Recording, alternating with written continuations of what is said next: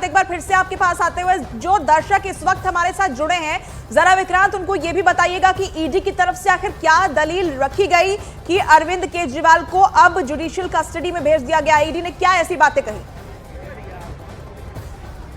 देखिए, judicial custody जैसे ही police remand खत्म होता है, जुडिशियल कस्टडी एक प्रोसेस है, जुडिशियल कस्टडी में ही भेजा जाता है किसी भी एक्यूज को। तो इस मामले में क्योंकि ईडी ने अब रिमांड नहीं बढ़वाया, ईडी ने कहा कि जो बचे हुए दिन हैं पुलिस रिमांड के, वो बाद में जब भी जरूरत होगी तब इस्तेमाल कर लेगी, लेकिन फिलहाल जुडिशियल कस्टडी में भेज दिया जाए क्योंकि वो अभी उनका पुलिस रिमांड नहीं ले रहे हैं। तो इस कारण कोर्ट ने उनको अब जुडिशियल कस्टडी में भेज दिया है। 14 दिन के लिए जुडिशियल कस्टडी में हमेशा एक्यूज को भेजा जाता है और 14 दिन बाद उन्हें दोबारा से कोर्ट में पेश किया जाएगा, फिर उनकी जुडिशियल कस्टडी बढ़ जाएगी। तो ये जो रूटीन प्रक्रिया है ये अब तब तक जारी रहेगी जब तक उन्हें बेल नहीं मिलती। तब तक के लिए अब तिहाड़ जेल में ही रहना पड़ेगा, जुडिशियल कस्टडी में ही रहना पड़ेगा। और जो उनकी दवाएं, किताबें, उनकी अनुमति मिल गई है, दवाएं, मेडिसिन के जो डॉक्टरों की सलाह उसके मुताबिक उन्हें मिलती रहेगी जेल के भीतर भी। और बाकी जो जेल के नियम होंगे अब उसी हिसाब से उनकी दिनचर्या चलेगी, उसी हिसाब से जेल में क्योंकि मुलाकातियों का समय। अब जमानत के लिए क्या कुछ करना पड़ सकता है, क्या आगे की प्रक्रिया रहती है?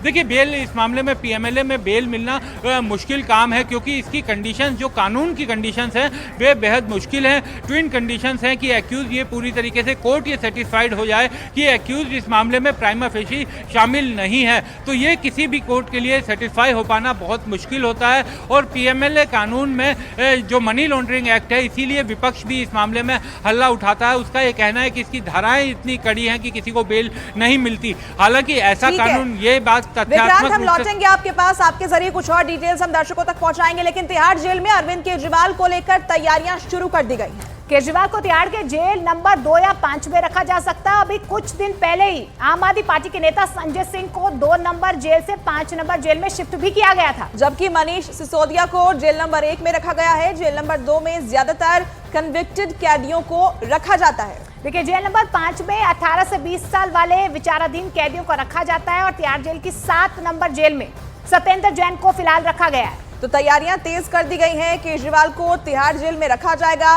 बैरक नंबर को लेकर जानकारी ये मिल रही है, जेल नंबर 2 में उन्हें रखा जा सकता है। आनंद हमारे साथ इसी खबर पर जुड़े हुए हैं, आनंद का रुख कर लेते हैं।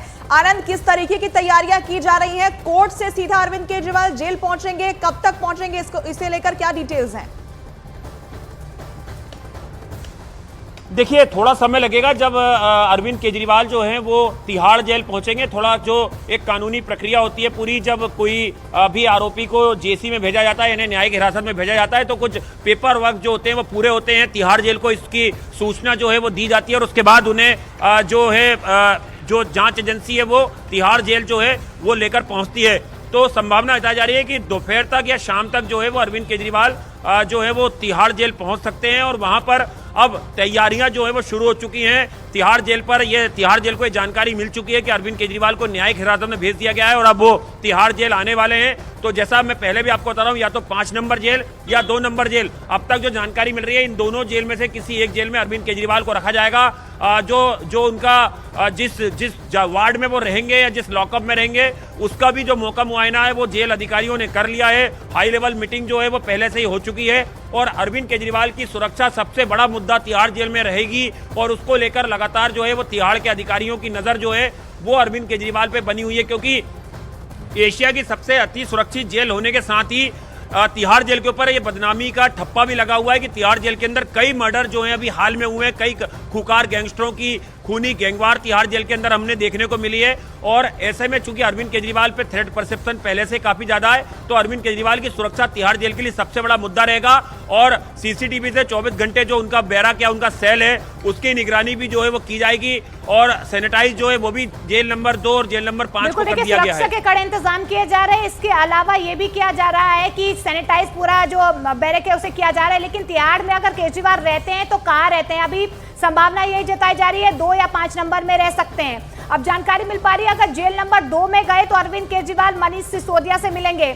अगर अरविंद केजरीवाल 5 नंबर बैरक में रहते हैं तो वो आम आदमी पार्टी के संजय सिंह के साथ मुलाकात कर सकते हैं, उनके साथ बैरक जो है वो शेयर कर सकते हैं। ये जानकारी निकल कर आ रही तो 2 या 5 में से या तो मनीष सिसोदिया के साथ वो बैरक जो है वो शेयर कर सकते हैं, या संजय सिंह जो बैरक नंबर 5 में हो सकते हैं उनसे मुलाकात हो सकती है। अभी तक ये फाइनल नहीं हो पाया है, लेकिन ये जानकारी जरूर निकल कर आ रही है, या तो जेल नंबर 2 में रखा जाएगा अरविंद केजरीवाल को, या जेल नंबर 5 में रखा जाएगा, और इससे पहले संजय सिंह हो या मनीष सिसोदिया हो, इन्हीं 2 बैरक्स में उन्हें पहले रखा गया है। तो संभावना यही जताई जा रही है कि सुरक्षा के पुख्ता इंतजाम कर लिए गए हैं, लेकिन जेल नंबर 2 या 5 में अरविंद केजरीवाल को शिफ्ट किया जा सकता है। तो इस वक्त की ये बड़ी जानकारी जो है वो आपको दे दें कि जेल नंबर 5 में गए तो संजय सिंह से मिलेंगे, जेल नंबर 2 में गए तो मनीष सिसोदिया से उनकी मुलाकात हो सकती है तिहाड़ में, लेकिन केजरीवाल जाएंगे ये कंफर्म हो चुका है क्योंकि कोर्ट ने उन्हें जुडिशियल कस्टडी में भेज दिया है। विक्रांत हमारे सहयोगी इसी खबर पर जुड़े हैं, एक बार फिर से उनका रुख कर लेते हैं। विक्रांत, हम विकल्पों की बात कर रहे थे, एक तरफ ईडी की कार्रवाई तो जारी है ही, लेकिन केजरीवाल के सामने क्या विकल्प फिलहाल नजर आते हैं? पीएमएलए के तहत हुई गिरफ्तारियों पर हम नजर डालें तो फिलहाल कहीं से कोई राहत उनके लिए नजर नहीं आ रही है। देखिए, बिल्कुल कोई ऐसी राहत दिखाई तो नहीं दे रही है फिलहाल, लेकिन हाईकोर्ट में उन्होंने अपनी गिरफ्तारी और रिमांड को चैलेंज किया था, जिस पर ईडी को कल तक जवाब दाखिल करना है और बुधवार को इस मसले पर जो उन्होंने याचिका दाखिल की थी वो दिल्ली हाईकोर्ट में सुनवाई होगी।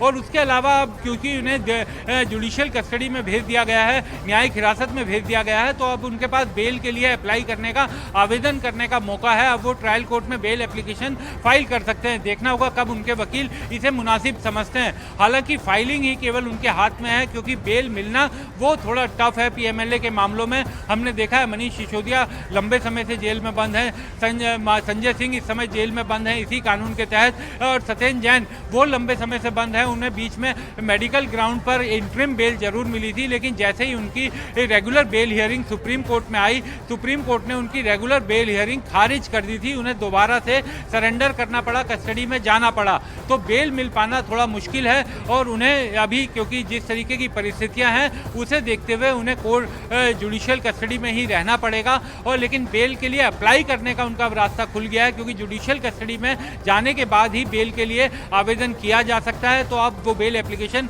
फाइल कर सकते हैं। बाकी उनकी निगाहें होंगी हाईकोर्ट में, जो कल उनका मामला आएगा, माफ कीजिएगा कल तक ईडी को जवाब देना है और परसों उनका मामला आएगा, तो उस पर हाईकोर्ट क्या रुख लेता है, क्या कोई इंटरिम रिलीफ देता है, इन सब चीज़ों को लेकर अब वो उम्मीद कर सकते हैं। हालांकि बेहद कम ही रिलीफ इस तरह के मामलों में हाईकोर्ट या सुप्रीम कोर्ट से मिला है। बिल्कुल, देखिए गोलमाल जवाब